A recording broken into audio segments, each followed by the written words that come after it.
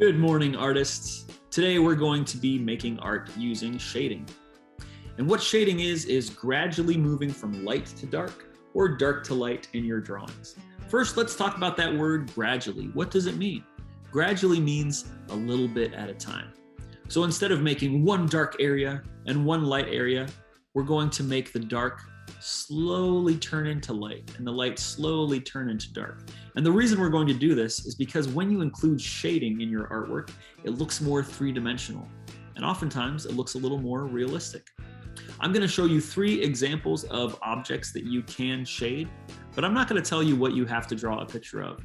You can make a picture of anything in your imagination. You can also set up a still life and draw something that you have around your house if you would like to do that. But whatever you draw, I would like you to include some shading.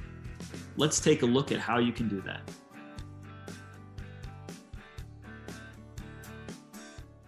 Take a look at this egg. Do you see how the egg is not one solid color, but it has areas of shadow and areas of light? That's what we're going to start with. I'm not going to make an egg, but I am going to make a sphere. So this is just a ball. And I start with the outline, and then I go to one edge and I make that darker. And as I widen my line and go back and forth across the shape, I'm going a little bit lighter every time. I'm going to go ahead and add some more dark to that corner so it looks like a nice shadow. And you can see that I'm blending it in with my fingers, adding a little bit more dark over there. And I kind of go back and forth like this. Obviously my video is sped up. I'm not actually moving this fast. This might take a while. And the other tool that you have is your eraser.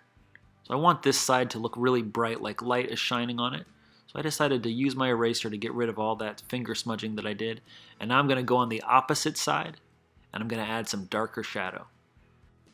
So right now this looks like there's light coming from the top corner, and everything opposite that is shadowy. Okay, now for something different. This house is a good example of a different kind of shading. This shading isn't really gradual. One side is basically all light, the other side is basically all shadow. So this one will be a much quicker example. I'm going to make an outline of a house, kind of like that. And I'm going to make it look three-dimensional by drawing that side with diagonal lines that I'm going to connect. If you want to try to make this house shape, it's pretty simple, I bet you can. And then I'm going to imagine that the light is coming from the front, and so the side of the roof and the side of the building are going to be a little bit more shadowy. I'm just going to blend it with my finger, and then I'm done.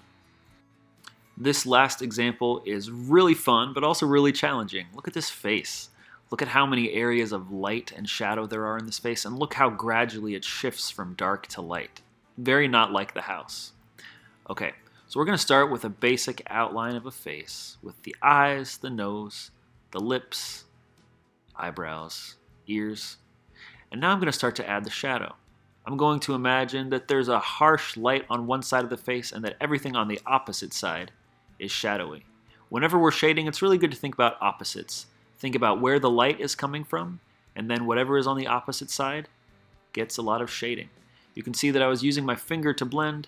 I was also using the eraser to kind of mark out some lighter areas. I noticed that underneath the nose, when I look in the mirror, is pretty dark. Same with around the eyes. If you want to do a shaded face, you might want to start by looking in a mirror or getting a family member to pose for you.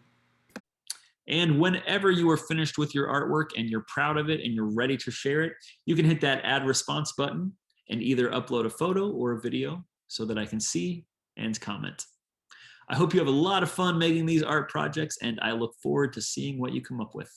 Bye, my friends.